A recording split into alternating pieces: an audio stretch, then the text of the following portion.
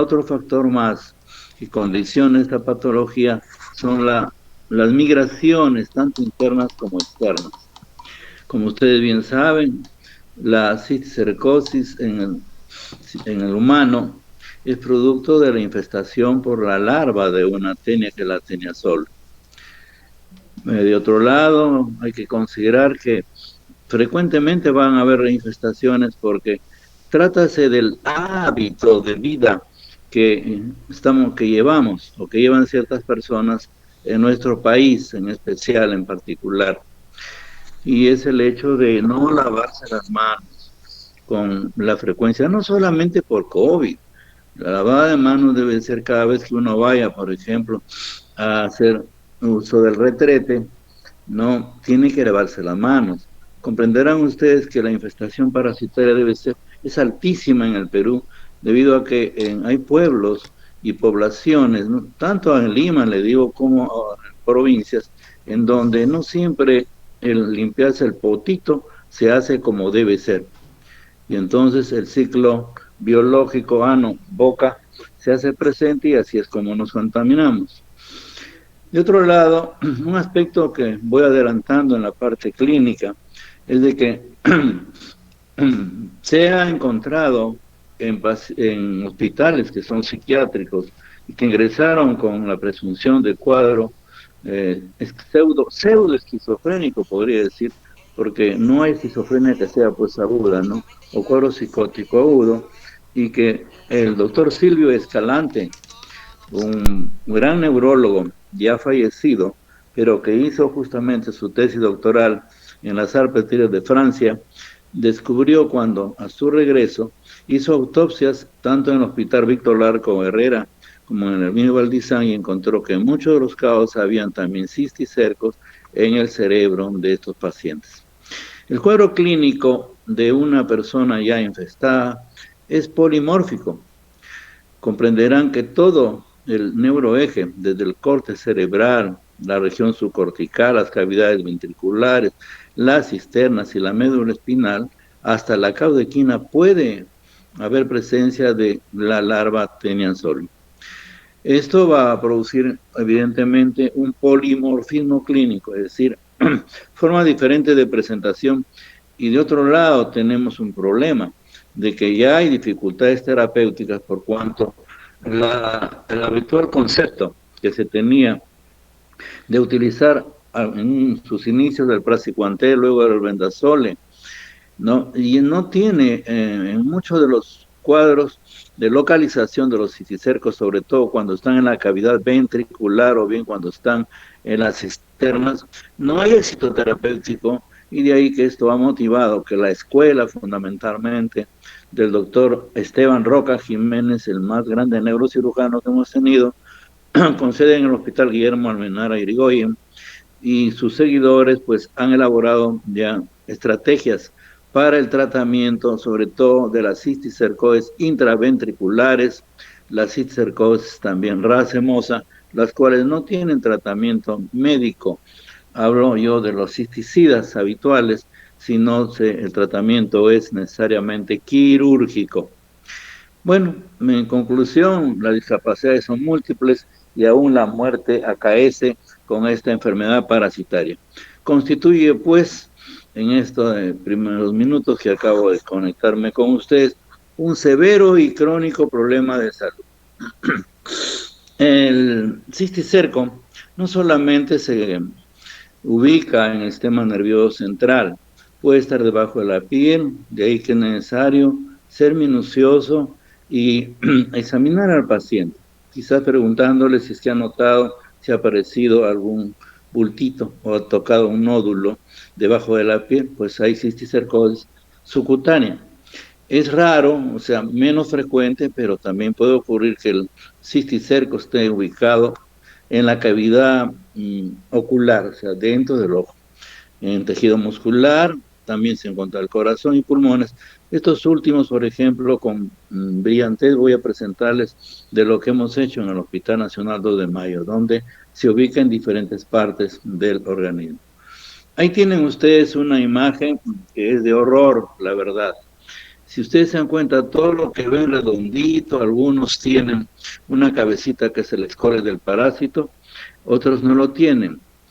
Otros ven los vectores, por ejemplo, el amarillito que ven hacia su derecha, ¿de acuerdo? Constituye una forma casi calcificada del parásito.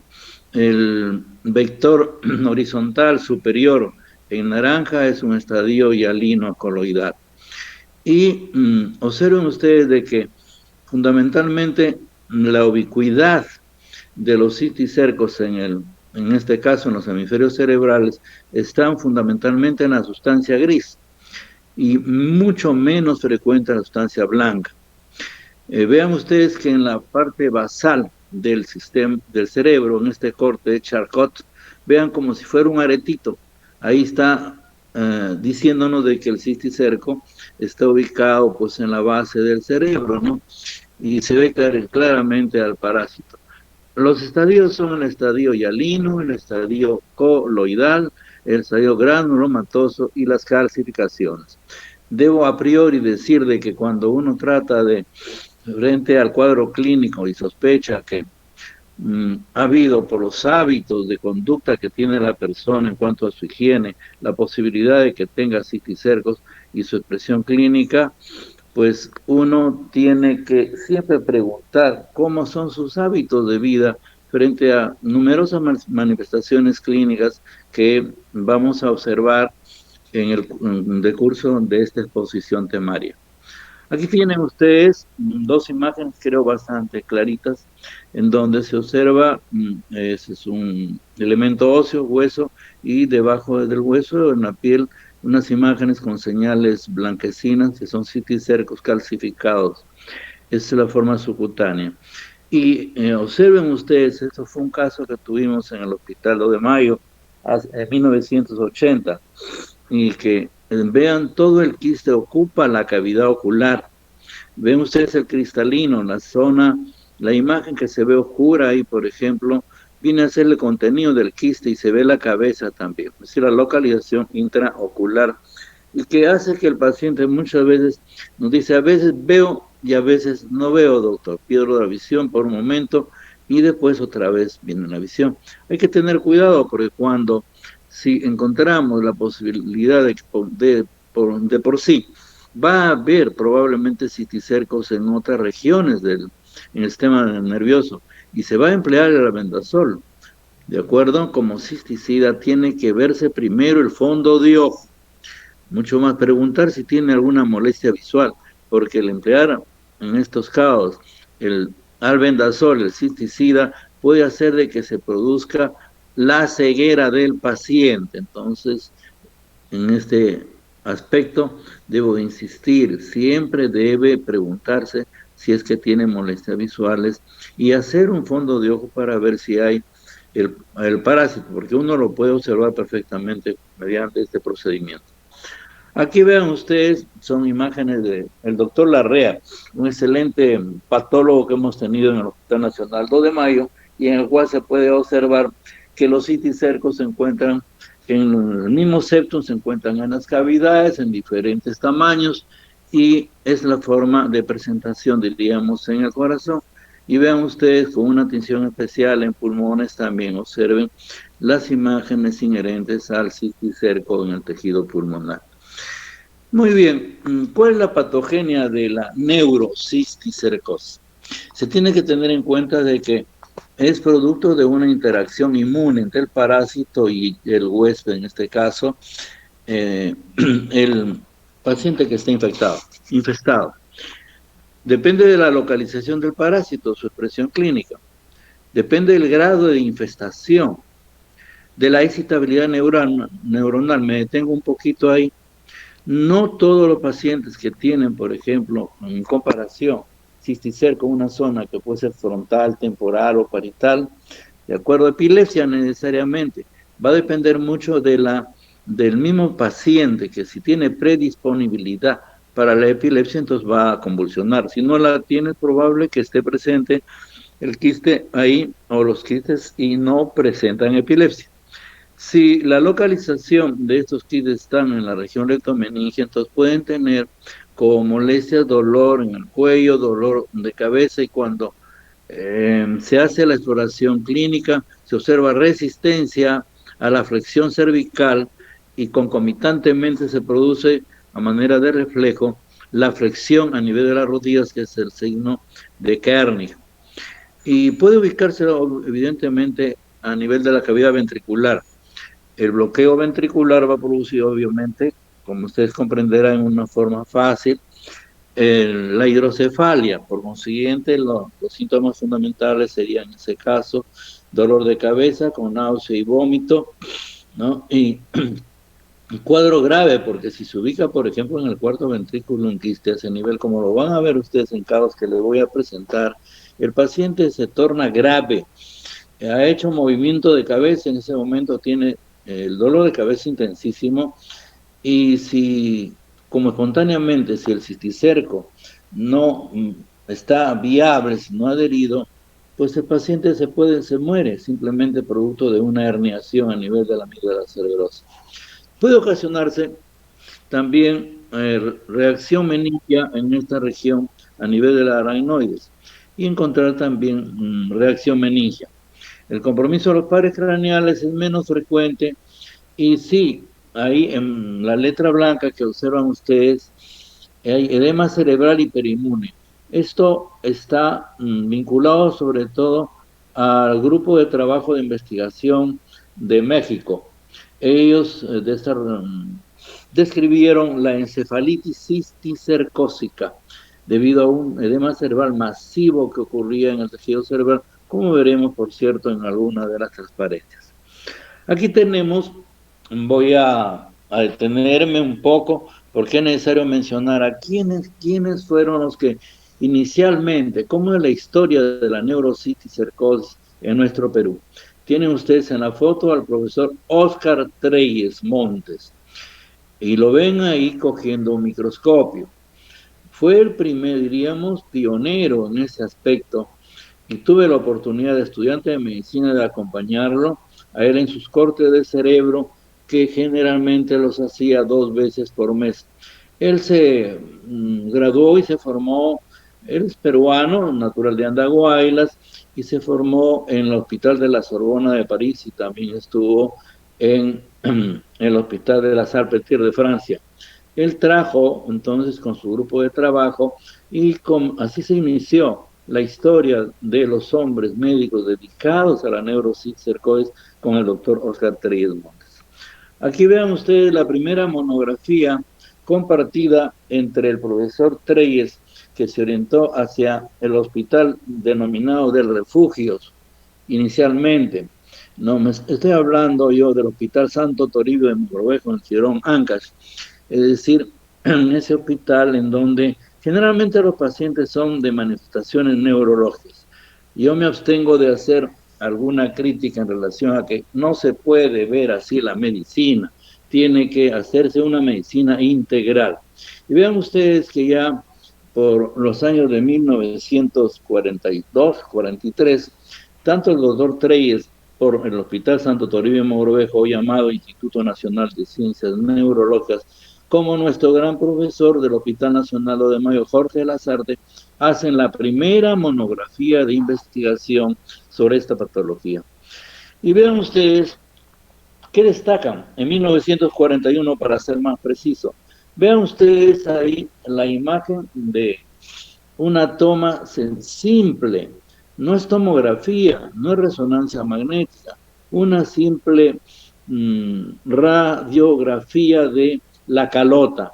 Y observen cómo hay diastasis de las suturas, tanto a la frontal como a la sagital, y hay una especie de impregnación a manera de bolita, ¿no?, de ping-pong, que indicaría que había hipertensión intracraneal.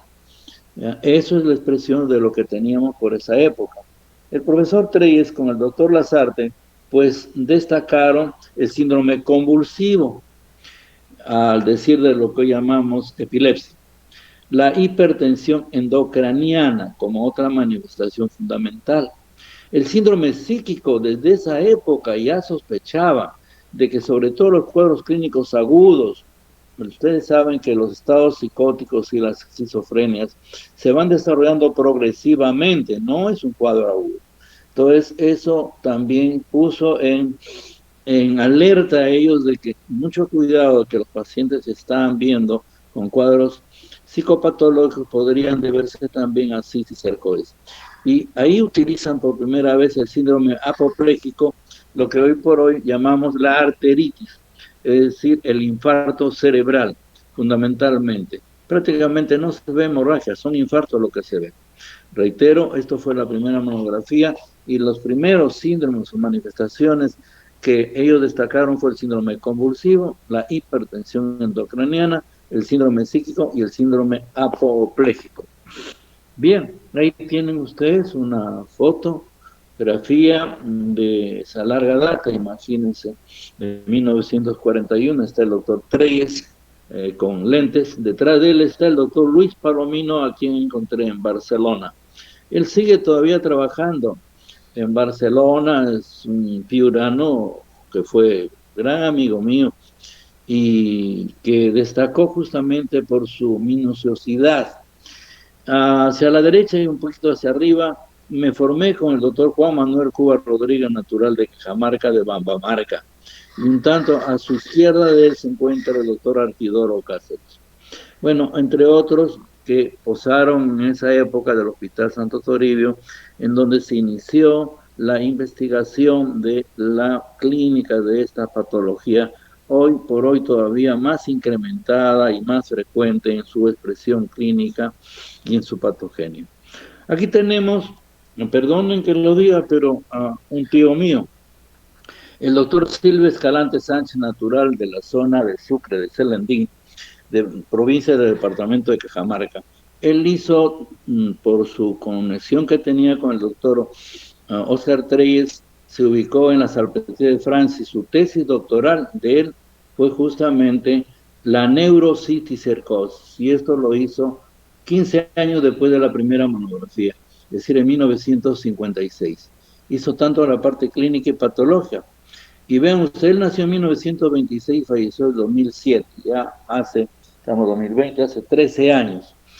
Y recuerdo bien que él fue el primero que, haciendo caso de alguna forma a las formas psíquicas, investigó en cerebros del Hospital Víctor Larco Herrera y del Hospital Emilio Valdizán de la presencia de parásitos en las autopsias y encontró en muchos casos efectivamente de que había parásitos como y que eran los causales del estado psicológico casi agudo que tendrían los pacientes al momento de su presentación. Bueno, tengo el honor de presentar al profesor Raúl Gerí, médico de nuestro Perú, de Sudamérica y en el mundo, con 101 años de edad y que ha sido con justicia tributado por diferentes instituciones, no solamente en el Perú, sino sobre todo en el lugar de formación, donde en Cambridge y en Londres y en el Mass General Hospital de Boston. Él fue quien, con mucha insistencia, dada su condición de que su título fue de neuropsiquiatra, es de que los trastornos mentales los desarrolla a perfección.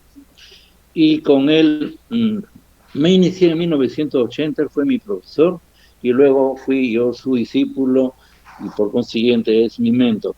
Tengo pues el honor de mencionarlo a él. Yo me he comunicado casi hace un mes, no soy ingrato, pero prácticamente he sido objeto de una exploración por parte de él, qué cosa es lo que sabía sobre el COVID. Y créanme que está completamente lúcido. Ustedes lo pueden ubicar a través de internet, poniendo simplemente el nombre de doctor Raúl Gerí, y verán ustedes cuál era su calidad. Reitero, en esta oportunidad y en relación con la clase, fue en 1958, yo tenía 9 años de edad, cuando él hace y pone énfasis y publica sobre los trastornos mentales en la neurocisticercosis. Y bien, y así como él, los grandes maestros que he tenido hacia abajo, el jefe de clínicas, el profesor Carlos Lanfranco Laos, y a su costado está don Ricardo Chessman Jiménez, quien fue por 10 años consecutivos jefe de clínicas en la Clínica Mayo de los Estados Unidos. Pues hemos tenido nosotros en nuestro hospital personas que, y no eran neurólogos ni psiquiatras.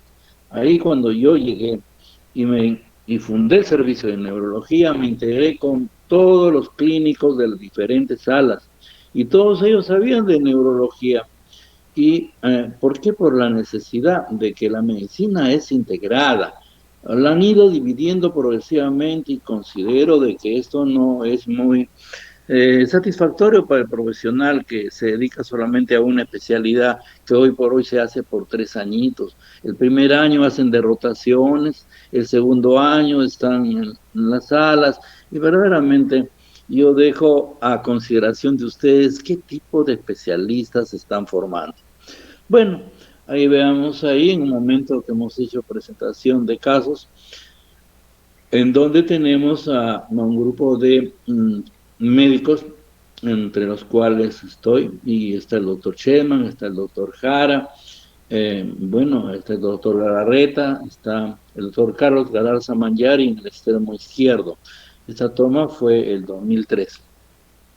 Bien, hablaremos ahora sobre la patología y tocaremos sobre la epilepsia.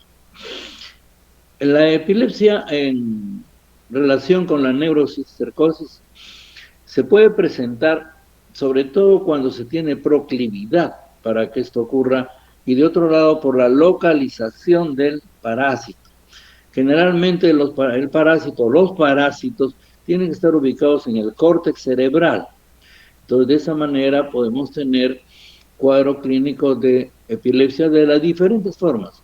Hay epilepsia frontal, temporal, parietal, occipital, es decir, la epilepsia puede tener diferentes formas de presentación.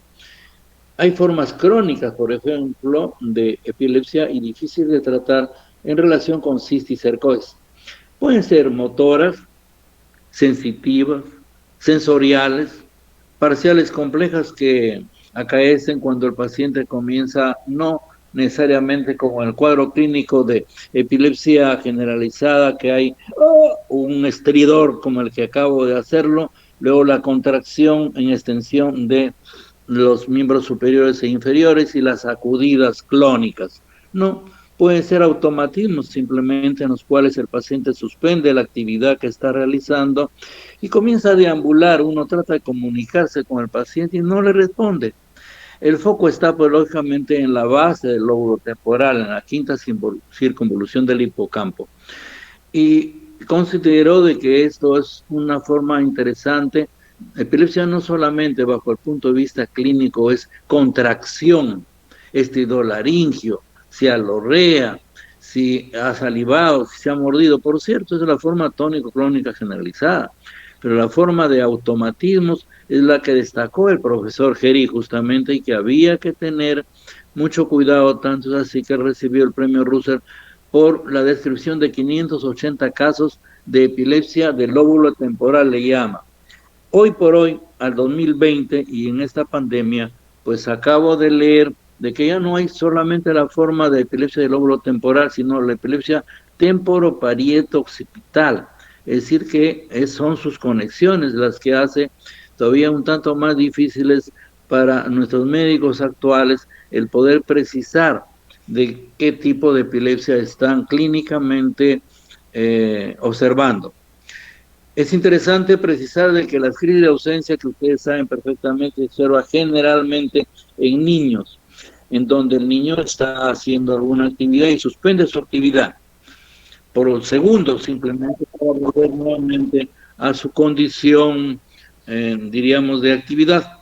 Puede estar en el colegio, puede estar en su casa, en cualquier sitio, sobre todo ahí donde se observa, se queda mirando como si fuera en un estado, diríamos, de distraibilidad, pero no, ha suspendido la conciencia, y eso se llama crisis de ausencia.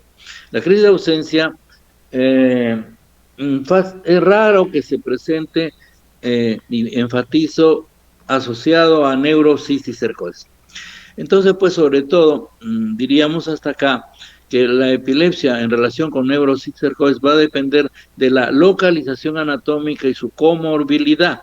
Es decir, no todo aquel que tiene cisticercos en una región va necesariamente a convulsionar, sino que si hay predisposición para la epilepsia, entonces convulsionará. El tratamiento en la epilepsia por neurocisticercosis, bueno, es el convencional, se puede utilizar finitoína sódica, se puede utilizar carbamazepina, ácido valproico, y hoy por hoy hay inclusive anticonvulsivantes para tratamiento resistente cuando siguen convulsionando. El doctor Hugo Héctor García, que es un médico que se formó en Cayetano Heredia, que fue a los Estados Unidos y se perfeccionó porque no es neurólogo, pero sí, con un entusiasmo considerable se dedicó al desarrollo de las pruebas en líquido cefalorraquídeo del Immunoblot, las pruebas del Easy Western Blot, y su positividad indicaba de que el paciente que estaría afectado por neurocisticercosis. El tratamiento con cisticidas, esto fue en el último Congreso Mundial de Neurología que tuvimos en la ciudad de Santiago de Chile, en donde me llamó la atención muchísimo, créame, de que quien hizo la inauguración de ese Congreso Mundial, que ha sido el último, en el 2015, hace 5 años, la hizo nada menos que la presidenta de ese entonces de Chile, la doctora Bachelet. Ella hizo sobre la epidemiología de la esclerosis múltiple en Santiago de Chile, en Chile. Eso no lo he observado por ninguno de los presidentes en nuestro Perú. Bueno, y el doctor Hugo Héctor García, volviendo a un gran amigo, él menciona de que hay que tener mucho cuidado en el sentido de que no necesariamente el hecho de utilizar cisticidas, por ejemplo, pueden disminuir la frecuencia de las crisis, pero no se ha tratado en forma definitiva, es decir, la posibilidad de que siga convulsionando es evidente. Sobre todo cuando se hacen estudios con tomografía axial cerebral computarizada, hay que tener cuidado, porque los quistes se ven mejor, sobre todo las calcificaciones, porque la forma calcificada se ve mejor con el tomógrafo, más no así con la resonancia magnética. Así que no hay que apresurarse y a un paciente donde uno está sospechando que tenga cisticercosis, pedirle resonancia. Una simple tomografía permitiría saber si hay más calcificaciones. La resonancia magnética no permite ver calcificaciones. Aquí tenemos ahora algunos cuadros clínicos, diríamos así, escritos en esta transparencia de un paciente que tuvo parestesias por consiguientes del córtex, es el lóbulo parietal. Ustedes observen ahí que en el lóbulo parietal izquierdo se ve una imagen redondeada con la zona central que debería ser oscurita, y ya es la forma coloidal entonces, y en la convexidad se observa edema cerebral. Es la forma coloidal que está en la corteza parietal del lado izquierdo. ¿Qué tuvo el paciente? Tuvo parestesia, sensación de hormigueos, adormecimientos en el otro lado del cuerpo. Tuvo crisis de desviación conjugada de los ojos, crisis oculogira, y las convulsiones fueron parciales motoras. Entonces acá tenemos en forma concreta una epilepsia sensorial, además de manifestación motora acaecida por cisticerco, un cisticerco que observan ustedes ahí en forma coloidal. En la región parasagital, si ustedes observan bien, hay 2 quistes. Sin embargo, ninguno de ellos se observa edema alrededor, ni ha cambiado el contenido, pues estos son prácticamente, no provocan ningún tipo de respuesta en el tejido cerebral, por consiguiente son asintomáticos. Aquí tenemos una forma de las que no es inusual, mencioné en un inicio de esta exposición, y se trató de un niño de 12 años que tenía crisis de automatismos, es decir, con foco temporal. Como observen ustedes, hay 2 imágenes donde se observan una cantidad tremenda de cisticercos en diferentes estadios. He puesto en vectores así verticales. En el lado derecho, por ejemplo, está cerca, en la región cerca del hipocampo. Si ustedes observan, por ejemplo, el vector central es el mesencéfalo. Entonces, en el hipocampo es donde se desarrolla la excitabilidad neuronal, se produce los automatismos con alucinaciones olfativas. Es decir, le anunciaba al paciente crisis de que olía algo que era generalmente desagradable, porque nunca me han mencionado que vuelven algo que sea pues agradable, sino desagradable y que luego no se acordaban, puesto que entraban en un estado de automatismo parcial completo. Y así tenemos que este paciente también tenía crisis generalizadas, es decir, crisis tónico-clónicas, y en otros casos, como se observa en la imagen, diríamos, en la neuroimagen, ¿no? Del lado izquierdo, en la circunvolución del lóbulo de la ínsula, tenía también de otro lado manifestaciones alucinativas de tipo auditivo. Escuchaba voces, pero que no eran sistematizadas, es decir, que estaba descartado de que se trató de un niño que estaba haciendo un trastorno psicopatológico. Aquí observen en un corte sagital un estado muy interesante por cuanto este paciente tenía 26 años, fue una dama que tenía epilepsia límbica. ¿A qué se llama epilepsia límbica? Ustedes saben, el circuito de Papez empieza en la región hipocampo, mámilo, talámica. Entonces esta paciente tenía accesos de pánico. Ella decía que de un momento a otro estaba tranquila cuando de pronto cambiaba inclusive su carácter y entraba en ansiedad, entraba en polimnea, hiperventilante, y la habían tomado efectivamente porque hay en la clasificación internacional de enfermedades, sobre todo en la DSM-5, lo que se llama el estado de pánico. Pero en este caso era un estado de pánico provocado por el, el parásito, que está ubicado justamente en el origen del circuito hipocampo mamilotalámico, circuito de Papez, y tornóse agresiva.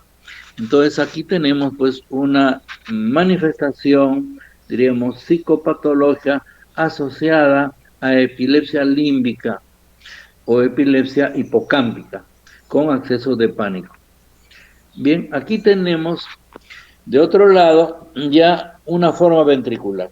Ya tenemos que pensar de que los pacientes con patología intraventricular, cuando el quiste está ubicado en las cavidades ventriculares, ya deben ir pensando que no tienen tratamiento médico adecuado.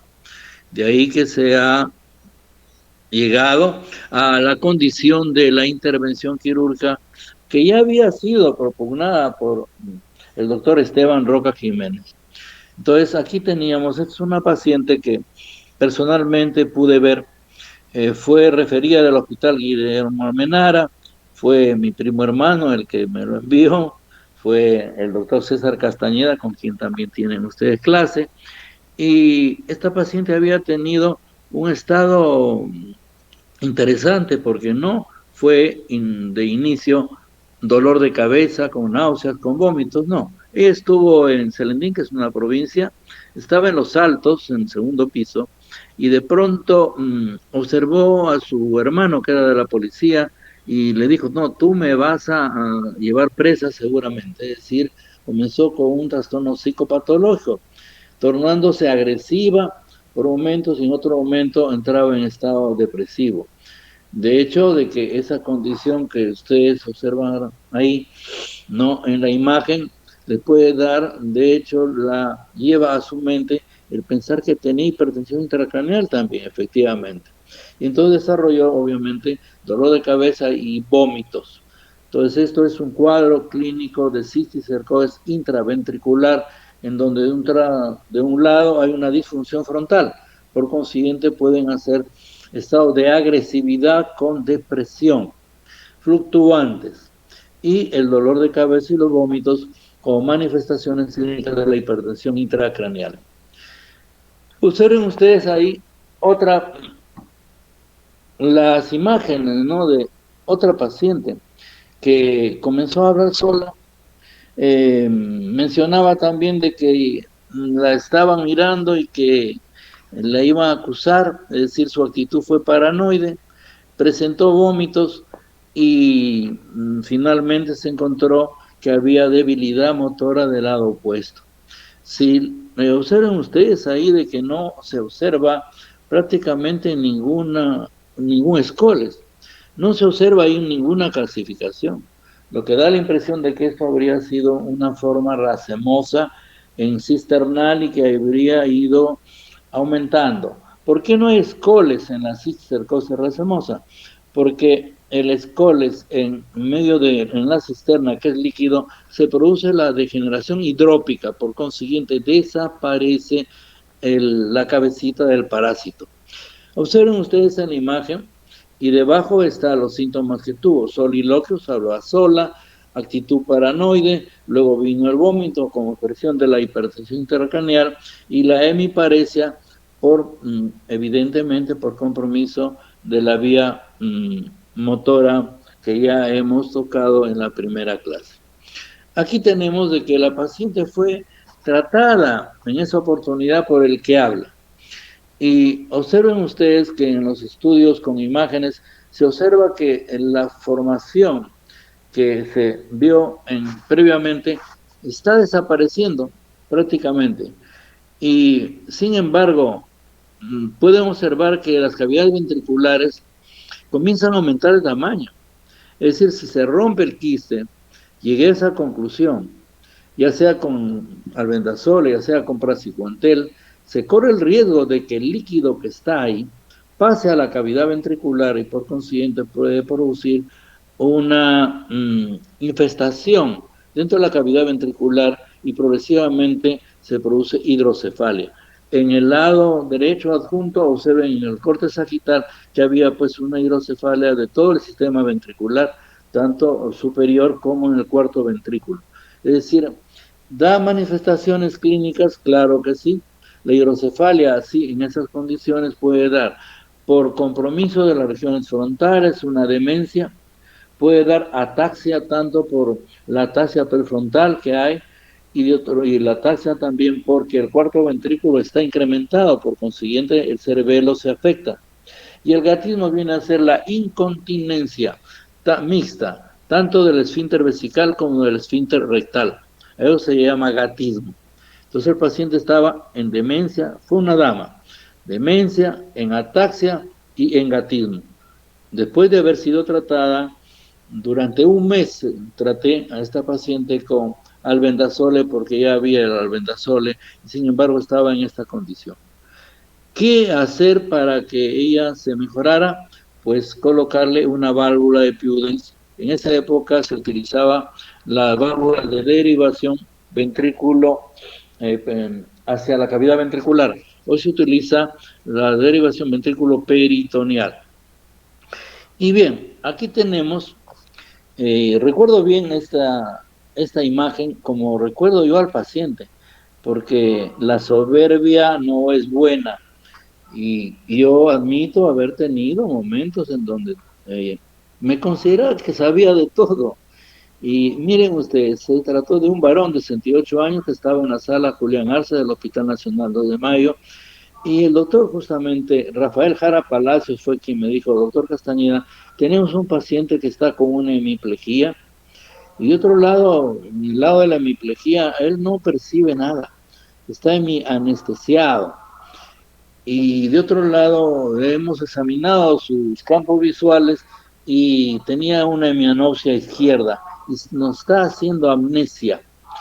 Bueno, examiné al paciente clínicamente y le pedí un estudio tomográfico, como ustedes observan.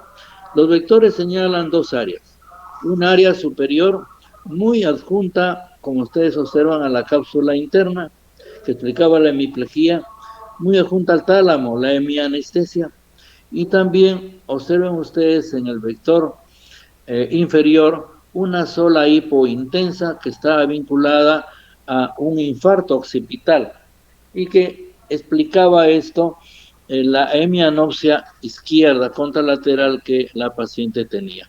Se trató pues de un cuadro clínico de aracnoiditis y la señal superior, donde se observa la señal hiperintensa, ya era un granuloma el que se estaba configurando y estableciéndose de esta manera también el síndrome de Korsakoff, que implica amnesia anterógrada, retrógrada y confabulación.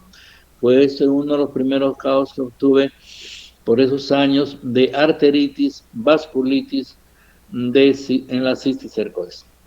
Aquí observen ustedes que hay formas inactivas, viene la interrogante. ¿Por qué les digo esto? Observen ustedes en el corte horizontal y en el corte sagital, ¿de acuerdo? En estudio donde se observan numerosas calcificaciones. Esto no es una resonancia magnética, sino tomografías. En las tomografías son ese procedimiento radiológico en donde uno puede ver más calcificaciones. Y sin embargo, este es un paciente de que no tenía mayormente manifestaciones clínicas. Entonces viene la interrogante, las calcificaciones que se observan allí en el tejido cerebral, ¿de acuerdo? ¿Son inactivas? Fue una gran interrogante y fue motivo de discusión en el último Congreso Mundial, como mencioné a principios de esta exposición en Santiago de Chile. El doctor Hugo Héctor García había participado en esa condición y probablemente lo tengamos ahí. Y ahí está. Dice cisticercosis calcificada que provoca edema perilesional y convulsiones. El doctor Hugo Héctor García no se lo visualiza porque está con un ramo de flores. Al costado está una representante de neurología en las zonas de países del África. Y bien, ¿qué observan ustedes? Quiero que se percaten de los estudios tomográficos, de las imágenes. Lo que ven ustedes en el lado derecho, donde está la dama con una facies oscurita, ¿de acuerdo? Son tomografías y se puede observar la calcificación. En el lado opuesto, y diríamos en el ángulo inferior, se observan en T2. En T2 las cavidades ventriculares se observan con señales hiperintensas. Y se observa una imagen ahí de un granuloma. Es decir, de que siempre que se vea, y a esa conclusión se llegó, en estudio tomográfico debe de utilizarse la resonancia magnética, pues de que aquello que nos parece que fuera una calcificación puede constituirse en un granuloma y eso produce evidentemente convulsiones. Ahí tenemos al doctor Hugo Héctor García y el que les habla, ¿no? Somos bastante amigos. Nuestra amistad data de hace muchos años, créame, desde que él creó en nuestro Perú esa técnica de laboratorio del inmunoblot, las pruebas de Lise y Western blot en el líquido cefalorraquídeo, y es considerado en numerosas publicaciones que él ha tenido. Evidentemente no es un clínico, ¿no? Pero eso no le hace mella. Al ser humano hay que destacar el aspecto en el cual hasta se enamora, diríamos, de ciertos aspectos en la medicina. A mí me encanta la clínica en su forma integral, no solamente la neurología, la psiquiatría, la medicina interna. Entonces, es así y me siento contento en tal sentido. Aquí tenemos, y quiero hacer un alto bonito para que ustedes siempre recuerden, y recuerden de que hay un país en donde, así como nuestro Perú, el tráfico de drogas está incrementando considerablemente. Esa es una forma para que ustedes se acuerden un tanto más. Le estoy hablando de México. Y hace poco nomás ustedes como yo hemos recibido esa noticia, ese boquerón que están haciendo para escaparse, de acuerdo de un penal. Sí, ahí un serbio ha participado un mexicano también, y también ha participado colombianos. Es decir, le estoy hablando de la encefalitis cisticercósica. La encefalitis cisticercósica fue descrita hace 20 años por los mexicanos. ¿De qué se trata? Es un estado de hiperinmunidad del tejido cerebral frente a la invasión parasitaria del cisticerco. Se da generalmente en personas jóvenes, no son niños ni son personas muy adultas. Y se puede observar Ahí el edema cerebral generalizado.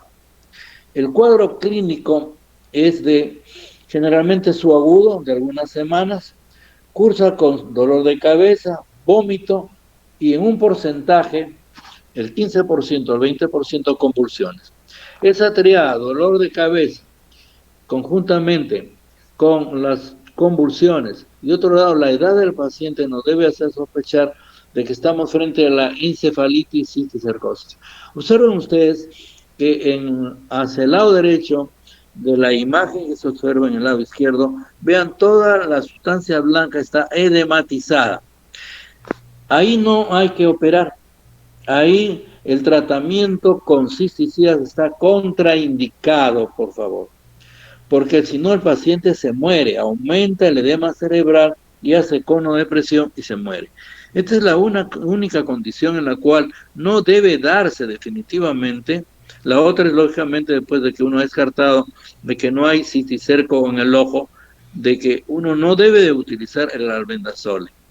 Entonces, los inhibidores de la anhidrasa carbónica se utilizan en esta condición y se sigue al paciente. Bien, entonces, ¿qué hay en relación con el cuadro anterior?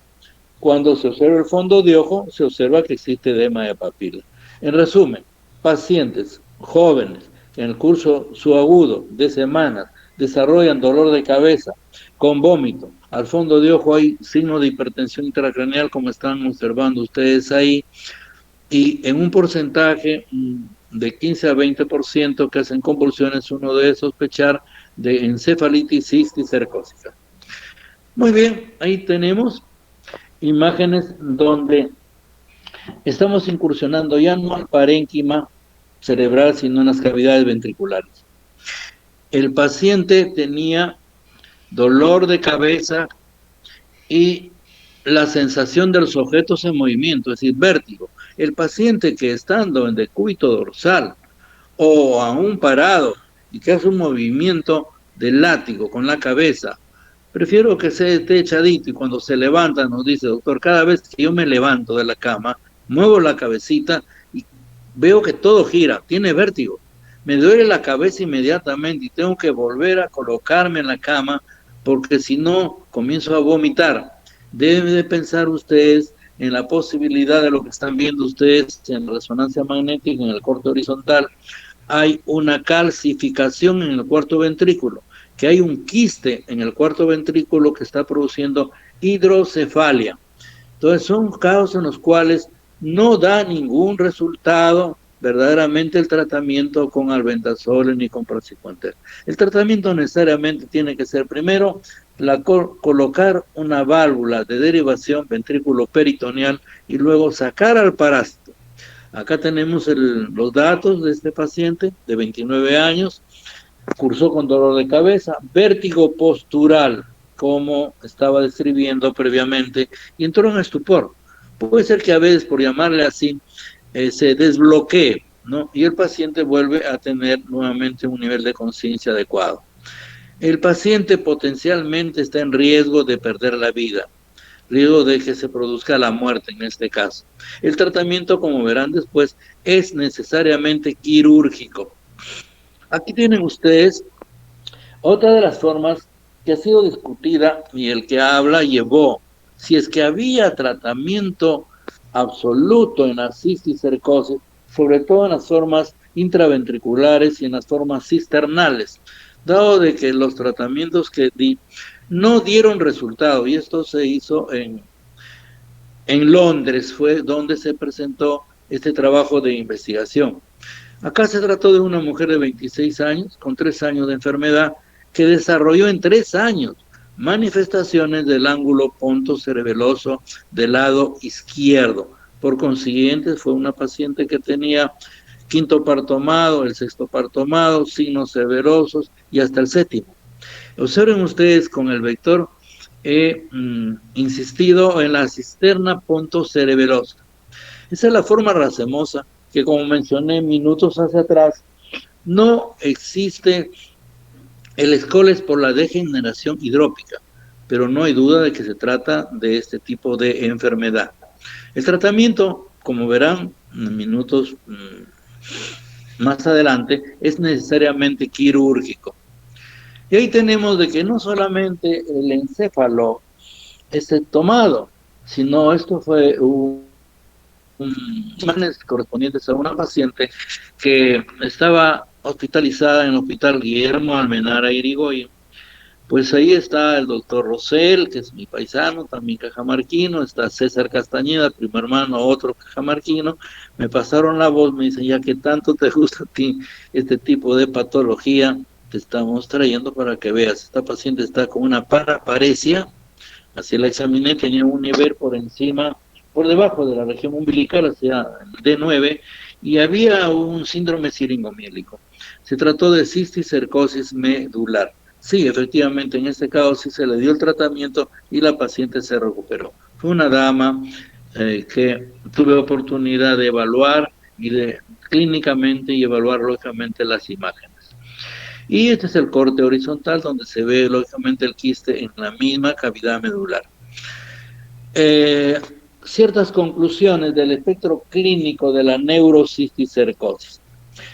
Produce epilepsia, trastornos psíquicos agudos, el síndrome de Bruns, es decir, la afección del lóbulo frontal, donde hay demencia, donde hay incontinencia esfinteriana y donde hay ataxia. Puede provocar demencia crónica, hay formas tumorales, el síndrome focal agudo le llamamos a la arteritis a manera de un infarto cerebral, las reacciones meningias basales cisternales, la encefalitis cisticercósica, hace 20 años descrita por los mexicanos, el síndrome de canal estrecho igualmente, mielopatías y dolores de cabeza atípicos. Ustedes comprenderán que en diferentes etapas de la vida, desde nuestra adolescencia y juventud, quienes me están escuchando, especialmente las mujeres, tienen crisis de dolor de cabeza que son desencadenados por ciertos factores, como por ejemplo los olores. Entonces el dolor de cabeza es pulsátil, generalmente bitemporal o biparital, el ser más común. Luego el dolor de cabeza se hace intenso tanto que no puede ni mover la cabeza. El paciente tiene fotofobia, le molesta la luz, fonofobia, le molesta que estén hablando, cambia su carácter, se torna irritable. Estamos hablando pues de migraña, que es una forma muy común de la patología neurológica, así como también las cefaleas tensionales. Hoy más que nunca todavía estas se han exacerbado debido a las condiciones en las cuales estamos viviendo en esta pandemia por el COVID-19 o SARS-2. Bien, luego tenemos de que puede haber cisticercos y no dar sintomatología. En el tratamiento algo hemos adelantado. Se ha utilizado inicialmente el praziquantel. Generalmente se utilizamos el albendazol. Por el edema cerebral que se observa se utiliza la dexametasona. He mencionado cuando hay hipertensión intracraneal por bloqueo de la cavidad ventricular, lo primero que se hace es colocar un shunt ventricular al peritoneo ya en esta época. Y finalmente entramos a la parte quirúrgica.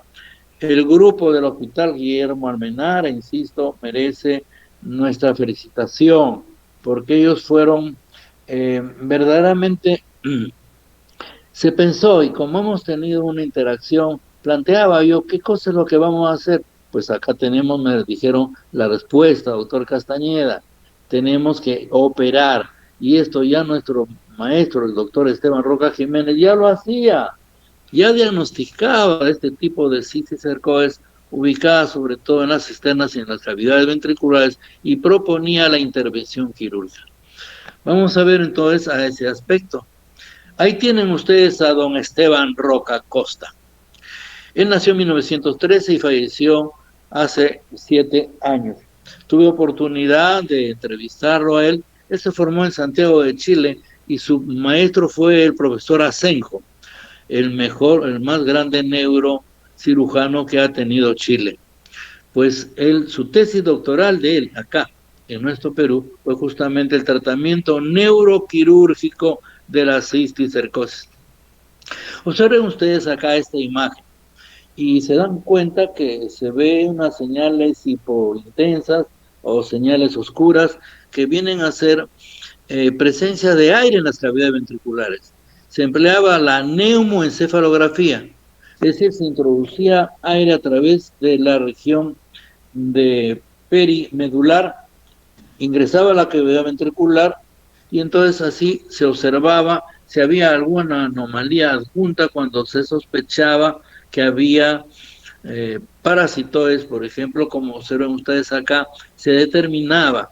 Ahí están los vectores negritos. Esto fue un regalo del profesor Esteban Roca, en donde observen ahí el quiste en el tercer ventrículo. Que obviamente, si yo tengo un quiste en el tercer ventrículo, voy a provocar hidrocefalia, como se observa en este estudio neumoencefalográfico dilatado, la cavidad ventricular a ese nivel. Aquí es como, así es como se procede ya al otro aspecto, el tratamiento neuroquirúrgico en la cisticercosis cerebral.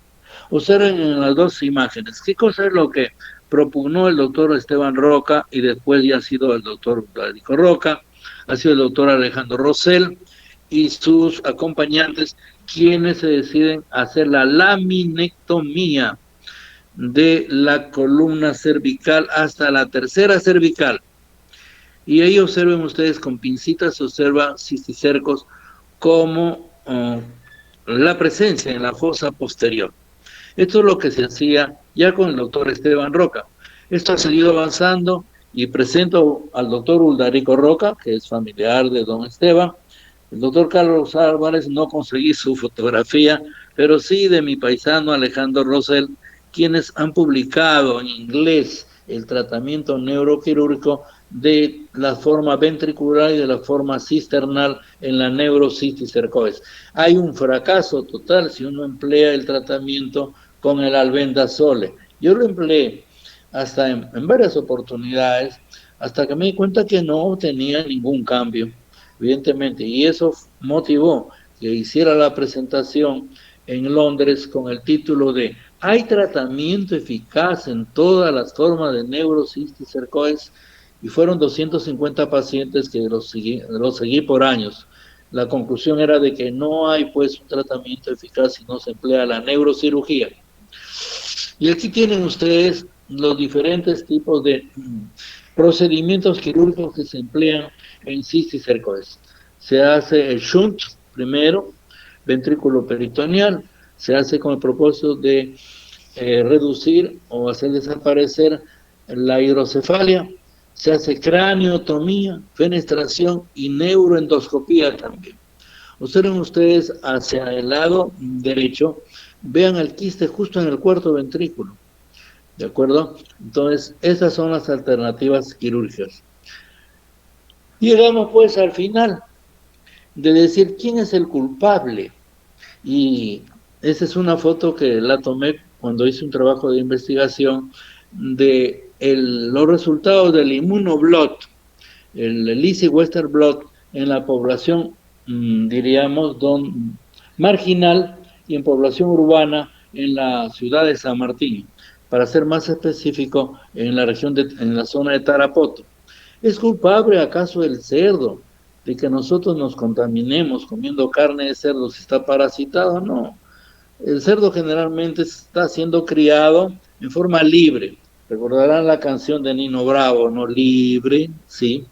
Pero libre se contamina porque el cerdo es coprofágico por excelencia. Por consiguiente puede estar él ingiriendo, de acuerdo a las heces de alguien que tiene la tenia. Por consiguiente, ya estamos dudando de que él sea el culpable. El culpable es el hombre, que no cría adecuadamente los parásitos como debe de criarse, lógicamente, y con un control riguroso. Pasamos acá. Miren la migración y pobreza ya en ese entonces, antes de yo ser becado para ir por unos meses a la ciudad de Madrid y Barcelona. Migración y pobreza. Esta es fotografía cercana al cerro, a un cerrito que todos nosotros lo conocemos, el Cerro San Cristóbal. Y miren cómo estamos viviendo. Esto ya ha descendido, ya tenemos la migración, la población que tenemos. Yo me pregunto en este momento, no solamente por el COVID, la verdad me tiene sin cuidado eso, tanto que yo hago hasta ahora la entrevista personalizada. ¿de acuerdo? Me tiene sin cuidado. Lo que me da que hacer verdaderamente es que nada se haga por mejorar el estado de la educación médica precoz en los textos de niños, de los niños, del adolescente, debe estar la cisticercosis. Busquen a ver si existe algún texto, de acuerdo, o alguien que exponga sobre cisticercosis, o pregúntele a los profesores de educación primaria simplemente si les enseñan sobre esta patología. No lo hacen. Si no hay educación, no puede haber salud adecuada definitivamente. Aquí vean ustedes qué cosa es lo que hace. Esto es una fotografía que hice después de haber estado prácticamente 2 horas caminando en una región de San Martín, en Nueva Cajamarca, y lo primero que hace, decimos nuestra llanacita, la dama que ven ustedes así con su yuyo, con su niño ahí, es tomar agua, pero no agua de, diríamos, del río que está circulando en forma fluida, sino de los manantiales, del depósito. Por consiguiente, se puede infestar perfectamente. Y aquí tenemos, pues, como mencioné hace unos cuantos segundos, miren ustedes la calidad de los cerdos, flacos, magros completamente. Esa es la idiosincrasia que estamos teniendo, porque no se hace tampoco educación, diríamos, a nivel veterinario. Se tiene que criar los cerdos, pues, lógicamente en las condiciones adecuadas, en criaderos, donde hasta su ambiente tiene que ser completamente limpio, tienen que un veterinario estar evaluando a los cerditos también. Entonces, aquí los tenemos, lógicamente, por su idiosincrasia, están libres y están en la condición que se encuentran. Y vean ustedes que tanto es esa idiosincrasia que se llega a querer.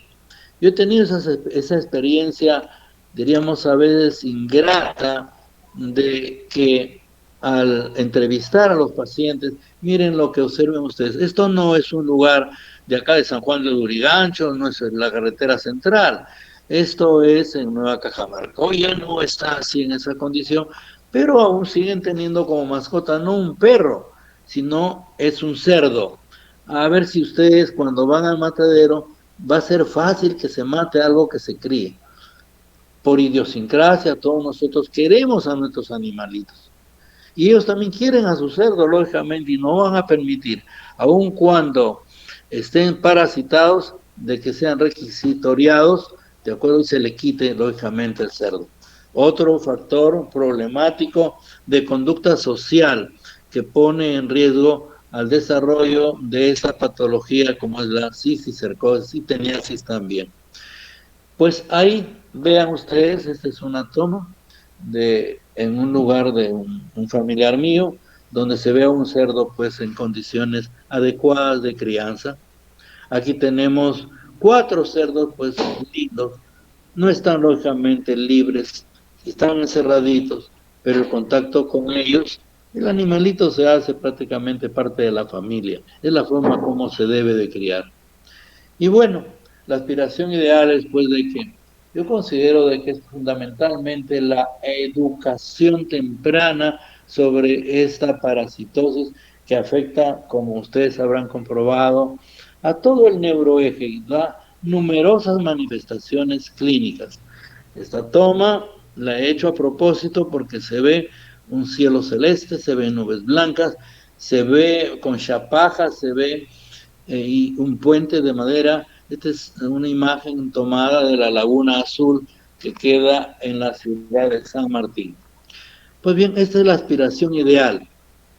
En concreto, la educación en salud, el hecho de enseñar desde muy temprano sobre esta patología nos va a ayudar mucho, evidentemente, a que nosotros reduzcamos esta enfermedad de un lado y sus manifestaciones clínicas consecuentes.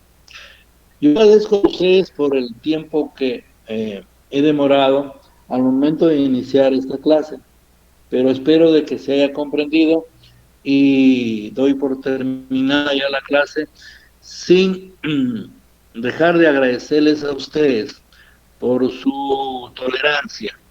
Hoy por hoy tenemos que tener tolerancia. Todo aquello que se cae en no tolerar implica que uno no piensa qué es lo que estará pasando del otro lado.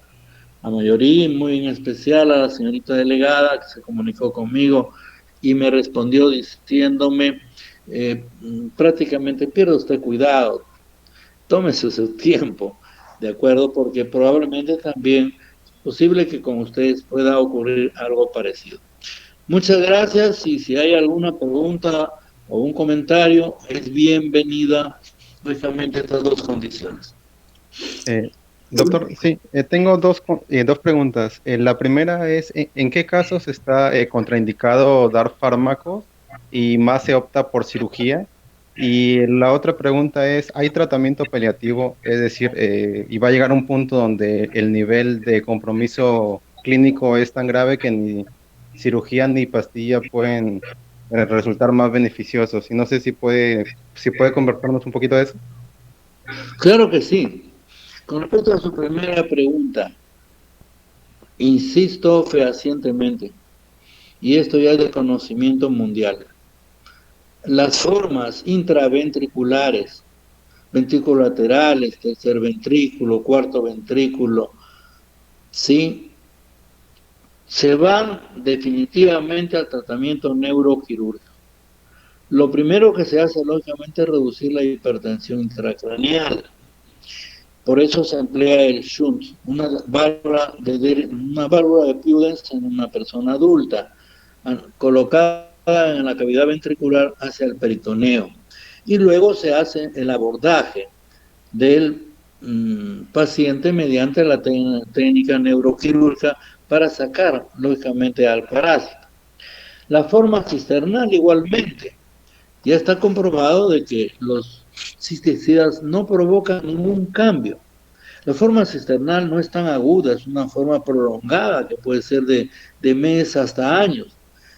Felizmente tenemos el estudio por imágenes donde se observa en las cisternas que están ocupadas con las manifestaciones clínicas. Igualmente, tiene que hacerse la craniostomía y muchas veces se hace un foramen en el cráneo, se hace neuroendoscopía y se trabaja desde ahí. Entonces, eso es la respuesta frente a su primera pregunta. Por favor, repítame la segunda pregunta. Ah, ya, sí. ¿Hay tratamiento paliativo en el caso de los casos más severos, donde no No, se puede hacer nada? definitivamente, no hay ningún tratamiento paliativo. Los casos severos hay que tenerlos como tales severos. Severos, por ejemplo, es que una persona esté echada, por ejemplo, y de pronto al sentarse tiene dolor de cabeza, vértigo, vómito. Tiene que pensar uno que ahí está pasando algo, lógicamente, y se separa, entra en inestabilidad. Y si se echa calma, de hecho, clínicamente tiene que pensar que el quiste puede estar en el cuarto ventrículo. Ahí lo que hay que hacer es tratamiento quirúrgico también. Las formas parenquimales muchas veces, y a eso creo que va su pregunta, muchas veces no se puede hacer nada. ¿Por qué le digo? Y ha hecho usted una excelente pregunta. Si yo mato al parásito, le doy al vendasole, por ejemplo, 15 miligramos por kilogramo de peso durante un mes le doy, y lo sigo mediante estudio tomográfico. Puedo ver yo una imagen tomográfica, lógicamente, hasta de resonancia no veo nada, ¿de acuerdo? Pero no indica que no ha acaecido nada en el tejido cerebral. Y ha hecho excelente pregunta, ¿por qué le digo? Porque me ha permitido complementar. El paciente sigue convulsionando. ¿De acuerdo? ¿Por qué convulsiona si no se ve nada en el estudio de imágenes? Es porque se ha producido en la región profunda del corte cerebral gliosis cerebral. La gliosis cerebral, la única forma, por ejemplo, de saber de que alguien está con actividad epileptiforme es mediante video monitorización en un centro en el cual tengan video monitorización y se ve el trazado electroencefalográfico con ondas paroximales. Entonces, respondiendo a su pregunta, creo de que hay formas inclusive donde uno cree que por imágenes ya desapareció la clínica, no es así. Y la explicación es la que le acabo de dar. Y el tratamiento es darle anticonvulsivantes, porque hay que actuar en esa condición. no se puede hacer resección del tejido cerebral. Esa es la respuesta, señor estudiante. Si hubiera una otra pregunta o comentario, son Doctor, buenos bienvenidos. días. Buen día. Doctor, buenos días. Yo tengo una consulta respecto a los estadios. Bueno, usted mencionó 4 estadios, ¿no? Hialino, coloidal, granulomatoso y calcificado. Me gustaría saber cuál es o sea, cómo se puede diferenciar o Perfecto. distinguir entre ellos y su implicancia en la clínica del paciente. Perfecto. El hialino es esa imagen oscurita que usted vio en una de las imágenes, ¿verdad? Y se ve una señal oscura, hipointensa, bien delimitadita. Diríamos el estadio primario, inicial. Cuando ya interactúa con el parénquima cerebral, ya la parte oscurita no se observa mediante la tomografía oscurita, sino se ve una señal grisácea. Es el estadio coloidal que puede estar así nomás, o si ha interactuado con el tejido cerebral, entonces se ve edema alrededor. El granuloma ya constituye tejido cerebral propiamente dicho. Y sí, tiene una implicancia clínica. La implicancia clínica depende del lugar donde se encuentre ubicado. Y la calcificación creo que es completamente conocida, ¿verdad?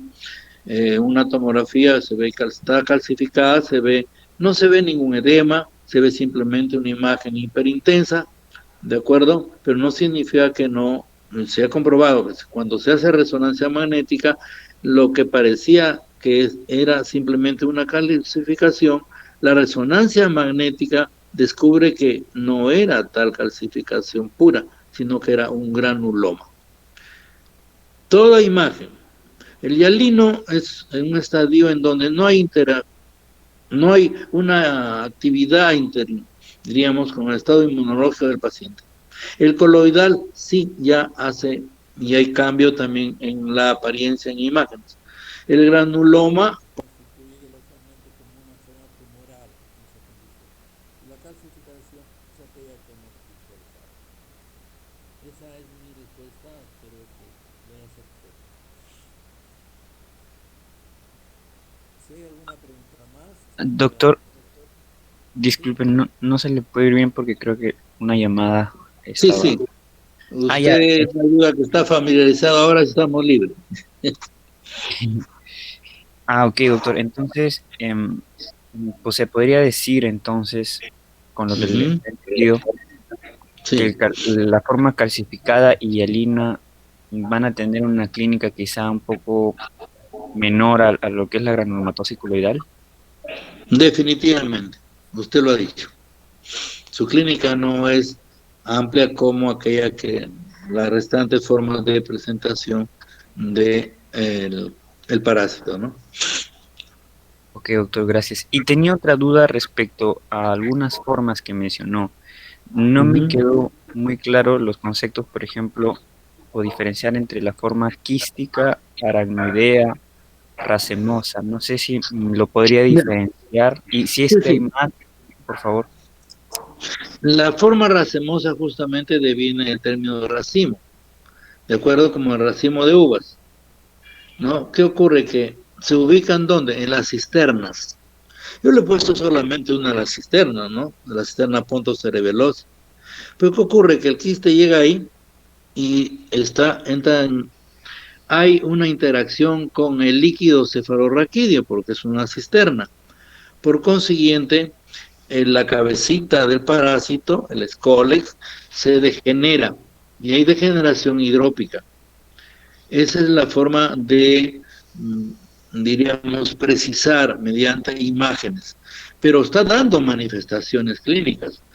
El curso de la evolución de la cistercosis en la cisterna es más crónico, evidentemente que las otras formas de presentación. La parenquimal tiene una forma.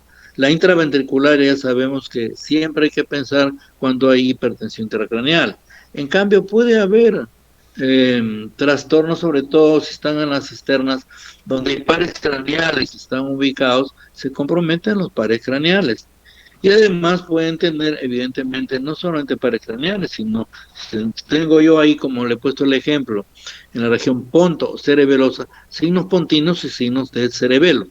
Entonces ahí es muy importante el hecho de que se haga una buena valoración, una buena semiología neurológica que vaya de la mano, es decir, buscando primero en la clínica y luego la interpretación mediante el estudio con imágenes.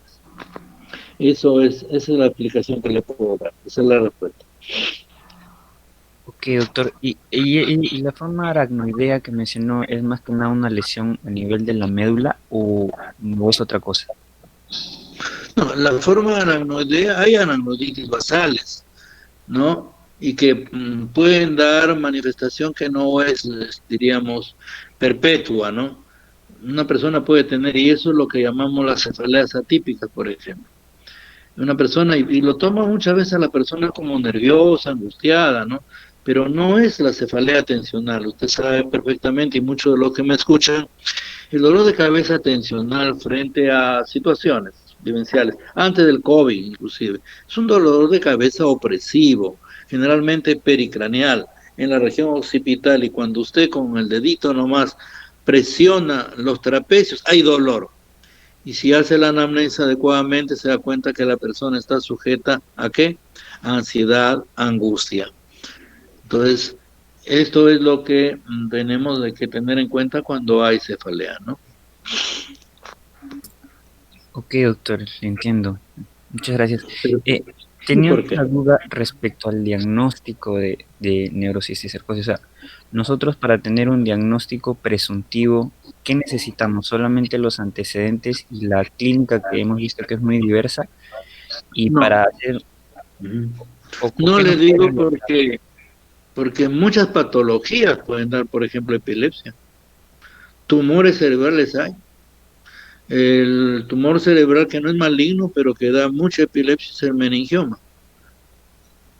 Y considero de que tiene que emplear usted y todos aquellos que me escuchan, tener un amplio, digamos, concepto, ¿no?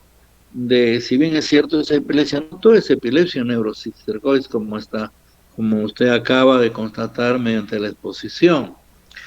¿De acuerdo? Y me agrada verdaderamente que lo haya motivado a que se inquiete, ¿no? Sino que no todo es, diríamos, bueno, es un paciente que viene de mi tierra, ya de la zona de Selendí, de un caserío, que su estatus social es en esa condición, pero hoy Lima es una miscelánea, una mixtura, ¿verdad? ¿Y cuántos estarán contagiando, le digo? No solamente por el COVID, porque vemos, mire usted, y yo miro constantemente y digo, miren, mira la cantidad de ambulantes que tenemos. Muchos de ellos están sin mascarilla. ¿Y usted ha visto acaso que caen y se mueren ahí? No, me dejo entender, ¿no? Y hay una gran interrogante, verdaderamente, con respecto. Yo no digo que no use mascarilla, pero mucho depende, hay un factor, y hay trabajos en ese sentido. Y usted me ha llevado a lo que me gusta, pues.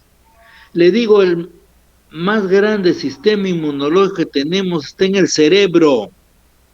La persona que tiene miedo, pánico, baja su estado inmunológico. Además de tener otras entidades, por eso les mencioné.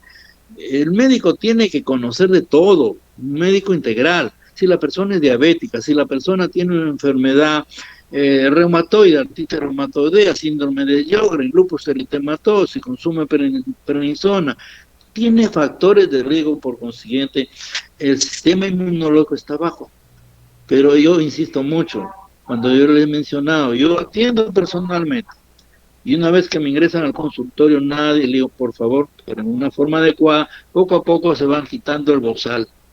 Le digo, está bien que usted utilice su mascarilla, le digo, pero estando en su casa, quítesela, porque usted ya no está ventilando normalmente y eso le genera de un lado ansiedad, miedo, temor y pánico.